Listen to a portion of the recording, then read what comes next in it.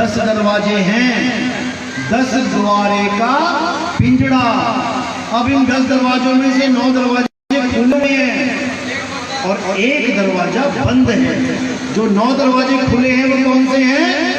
इस काया के 9 दरवाजे, 2 आंखें, 2 कान, 4, 2 नाक के छेद, 6, 7 और नीचे लैट्रिन बाथरूम। इन 9 दरवाजों में से ही सबने निकलना है, चाहे वो हिंदू है, चाहे मुसलमान है, चाहे सिख है, चाहे ईसाई है। इस पिंजड़े के दरवाजे 9 ही खुले हैं। अब जो 10वां दरवाजा है वो गुप्त है, वो बंद है। तोते को उसकी खबर भी नहीं है कि यहाँ पे 10वां दरवाजा भी है। लेकिन अगर उसमें से भी तोता निकल जाए तब भी उसकी मुक्ति नहीं हो सकती। उसकी मुक्ति का भेद बहुत गहरा है, बहुत गहरा है। उसके लिए साहिब ने बोला, 10वें द्वार से जीव जब जाता और स्वर्ग लोक में वासा पाता। 10वें द्वार से निकलने पर भी मुक्ति नहीं होती। इन 9 दरवाजों की तो बात ही छोड़ दो। 9 दरवाजों से जो निकल जाता है वो तो 184 में चला जाता है। मरते हुए जिसकी लैट्रिन निकल गई, पेशाब निकल गया, जीभ बाहर आ गई, आंखें बाहर आ गई, कान में से नाक में से ब्लड आ गया, वो समझ जाना कि 184 में चला गया। कुत्ता, बिल्ली, हाथी, घोड़ा, चींटी, यही बनना है उसने।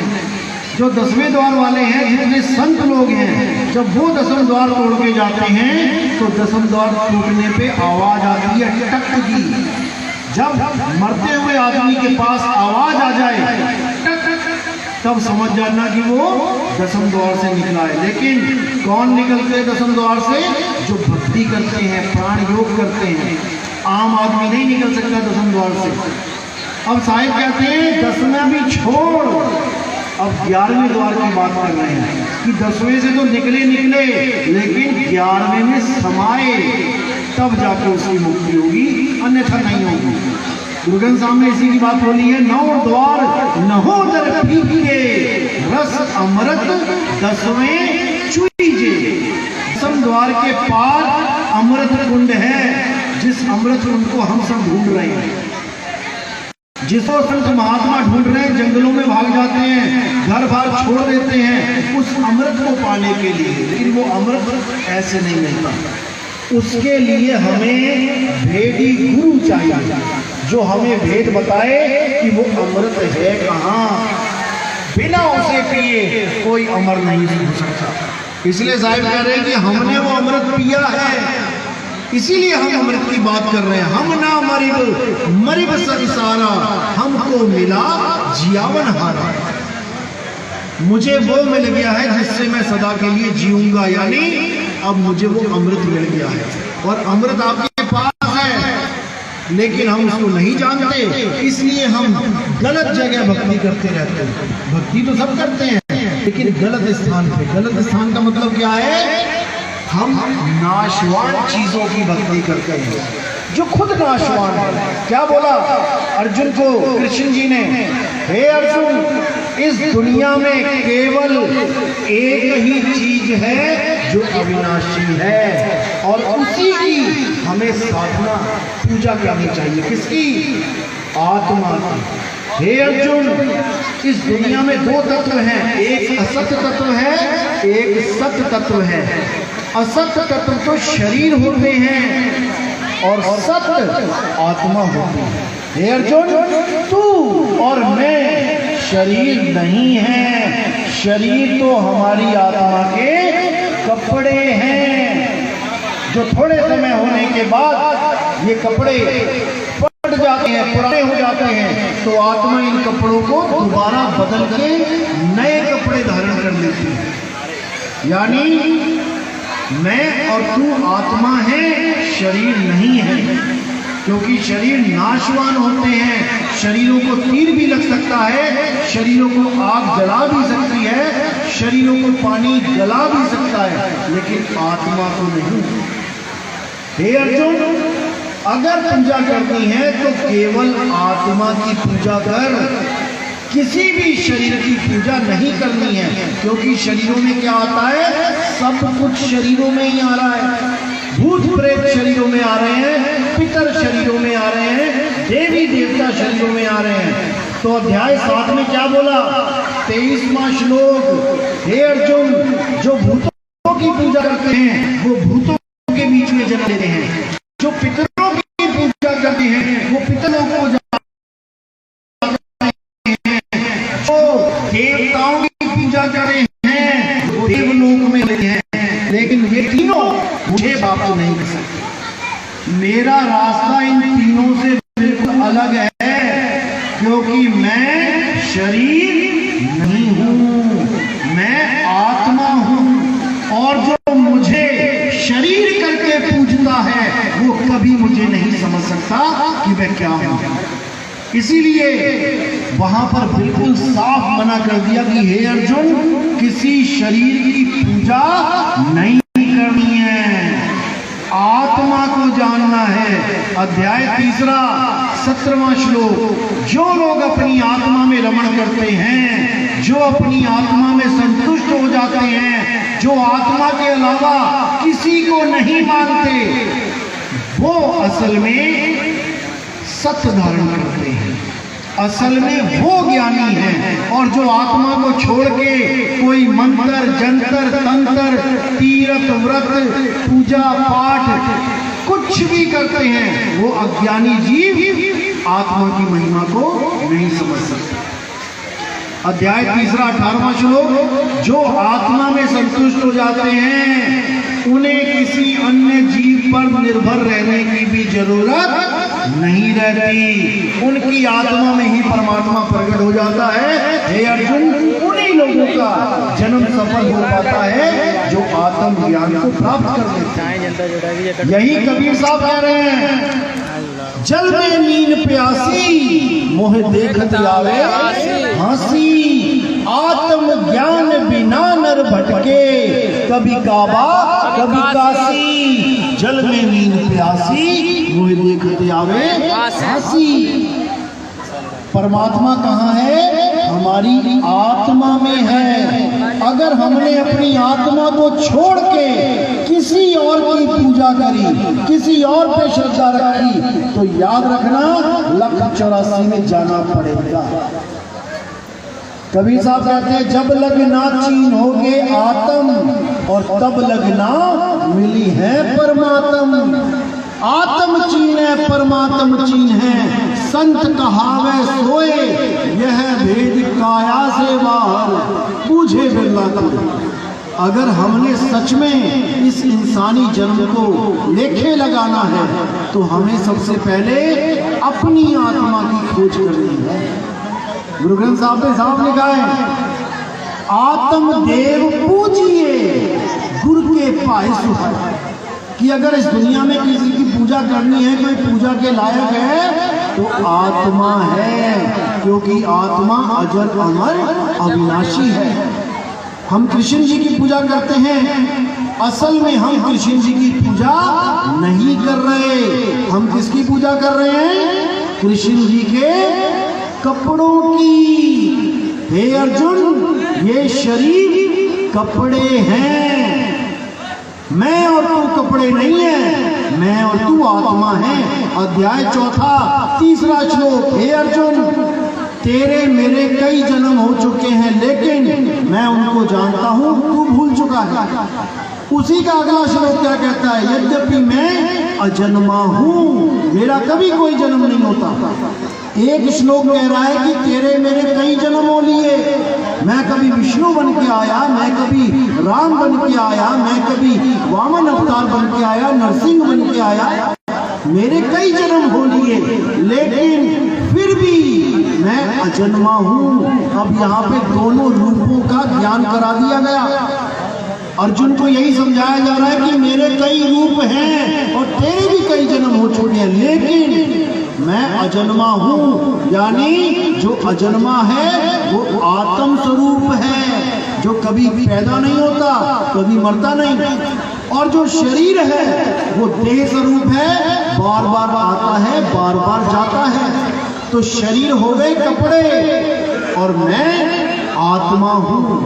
तो हमने पूजा करनी थी आत्मा की और करने लग गए कपड़ों की दिक्कत ये आ गई। इसी को कबीर साहब ने बोला, अरे देही को सतगुरु कहे और ये है धुंधर ज्ञान, चार दाग आवे नहीं वाको सतगुरु जान। गुरु कोई शरीर नहीं होता, कृष्ण जी कोई शरीर नहीं है, राम जी कोई शरीर नहीं है, आप भी शरीर नहीं हो। आप तो शरीर छोड़ के चले जाओगे, फिर तुम हो कौन? एक दिन तुम ये शरीर जिसको तुम सुबह से शाम तक संभाल के रख रहे हो, एक दिन इस शरीर को छोड़ के तुम चले जाओगे, तो तुम हो क्या?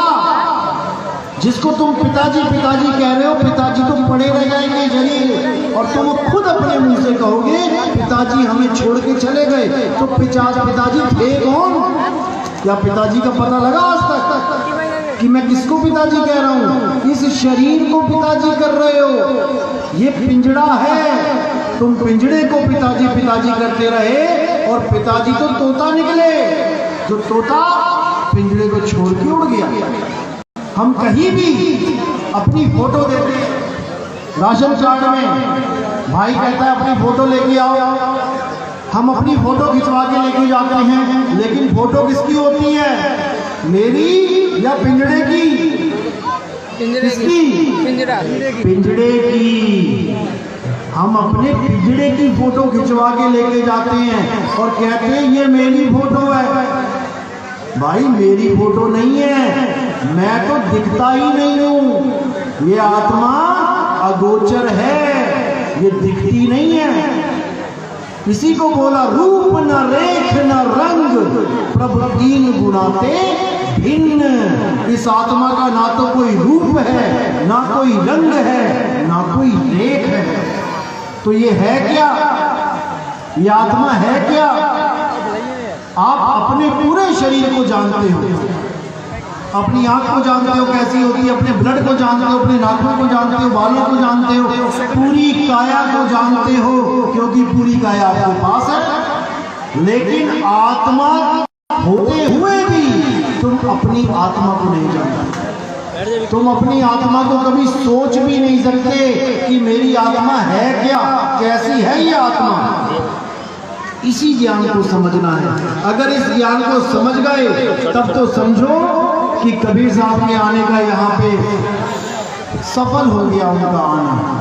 और अगर ये ज्ञान तुम नहीं समझ पाए तो यार ना केवल ढोल के तबले बजा के ऐसे ही दुनिया से चले जाओगे, समझ में भी नहीं आएगा जाना कहाँ है। लेकिन कबीर साहब समझाते हैं कि आया है तू कहाँ से और जाना तुझे कहाँ है, इतना बस विचार ले, हो गया भजन, मन की तरंग मार ले, हो गया भजन। तुम्हारा इंसान चोले में आने का एक ही काम है, डॉक्टर बनना, इंजीनियर बनना, साइंटिस्ट बनना, ये मुद्दा नहीं है।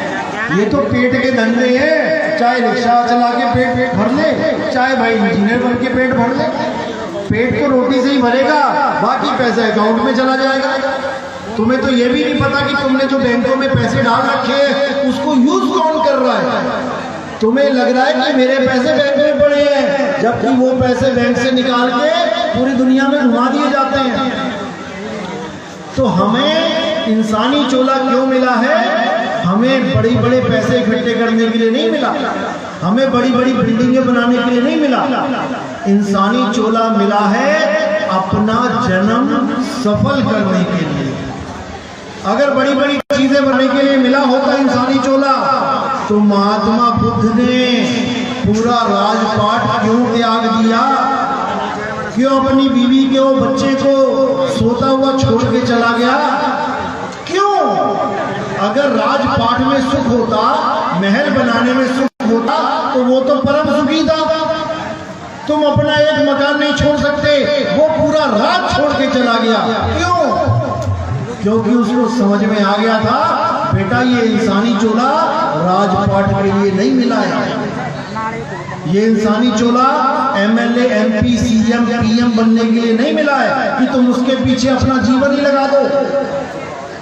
ये इंसानी चोला मिला है इस इंसानी चोले को सफल करने के लिए, तुम्हें बार बार माँ के गर्भ में जाने से बचने के लिए।